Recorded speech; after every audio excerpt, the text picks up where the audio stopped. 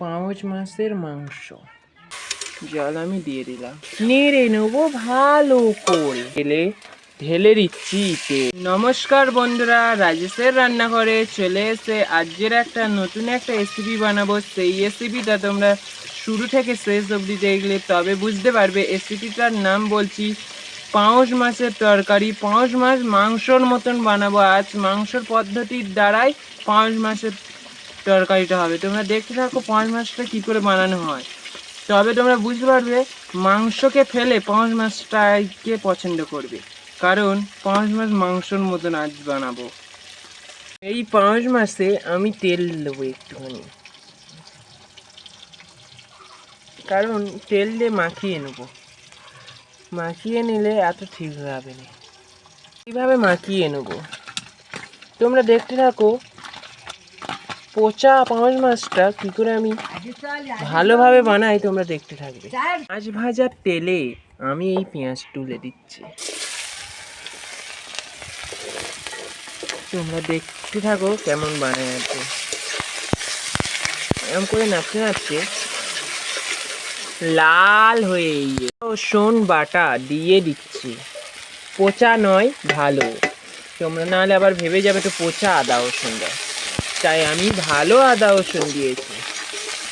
দিয়ে ভালো করে ঘুরপাক খাইয়ে নাড়িয়ে নিলাম।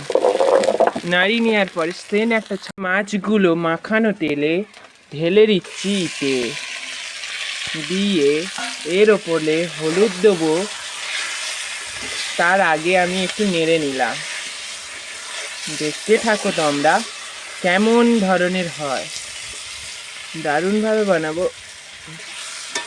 তোমরা দেখতে থাকো, এত সুন্দর বানিয়ে দেবো তোমরা এই মাছ তরকারি 100 বার বানাতে ইচ্ছা করবে। লঙ্কা গুঁড়ো দিয়ে দিলাম, দিয়ে লঙ্কা গুঁড়ো দিয়ে নেড়ে নিলাম। নেড়ে নিয়ে এবার আমি হলুদ গুঁড়ো দেবো। দেখো মনে হয় আর একটু তেল লাগবে, কারণ আর একটু তেল দিলে তবে মাছ আরো সুন্দর। তেল দিয়ে দিলাম, তেল আমি দিয়ে দিলাম, গুঁড়ো নিজের পরিমাপের মতন দিয়ে দিলাম। দিয়ে আবার একটু নেড়ে নিলাম, কারণ নেড়ে নিলে ভালোই হবে, মাছ ভাজা নয় মাংস তরকারি, মাছের মাংস তরকারি, মাছের মাংস তরকারি। কত সুন্দর কালারটা এইছে, তোমরাই কমেন্ট করে জানাবে। দেখো হেবি সুন্দর। এবারে আমি মাছের ইটে দিয়ে দেবো লবণ, দিয়ে দিচ্ছি লবণ। লবণ দিয়েও নেড়ে নিচ্ছি। দেখো কত সুন্দর হচ্ছে, দেখো। এরপরে দিয়ে দেবো আলু, দিয়ে দিচ্ছি আলু। আলু আলু দিয়ে নেড়ে নেবো ভালো করে, নেড়ে নেবো ভালো করে। দেখতে থাকো তোমরা, আলু দিয়ে ভালো করে নেড়ে থাকবো।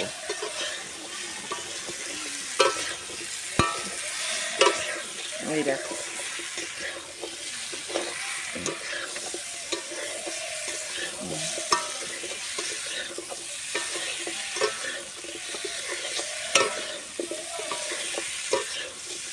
এইভাবে নেড়ে থাকবো। নাড়তে নাড়তে হয়ে যখন আসবে তখন আমি জল ঢেলে দিয়াবো, জল ঢেলে দিয়াবো।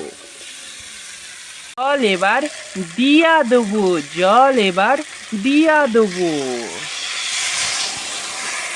দেখো জল আরো একটু দিতে হবে, দিয়ে আরেকটু জল আমি দিয়ে দিলাম। এইভাবে বাড়িতে বানানো তৈরি করবে, তৈরি করবে। দেখো ভালো করে জল দিয়ে দিলাম, তাড়াতাড়ি চ্যানেলটা সাবস্ক্রাইব করবে। এবারে খুন্তিটা তুলে নিলাম, নিয়ে থালাটা চাপা দিলাম। এবারে ফুটে ফুটে হয়ে যাবে। কত সুন্দর দেখতে লাগছে দেখো। পাউস মাছের মাংসর তরকারিটা খেয়ে দেখি। পাউস মাছের মাংস দেখো কেমন লাগছে। পাউস মাছ কত সুন্দর দেখাচ্ছে দেখো, দেখো হেভি। এবার খেয়ে দেখছি।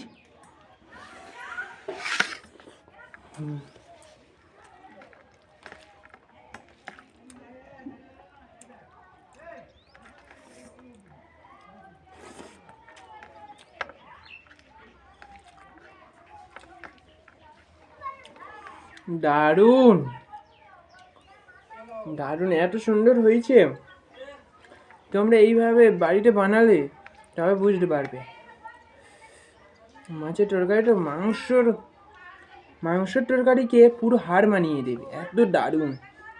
তোমরা এই তরকারিটা বানাবে আর মাংসের তরকারি বানাতে হবে না, কম খরচে ভালোই তরকারি হয়ে যাবে। তাড়াতাড়ি এই তরকারিটা বানানো একটু শুরু করে দাও।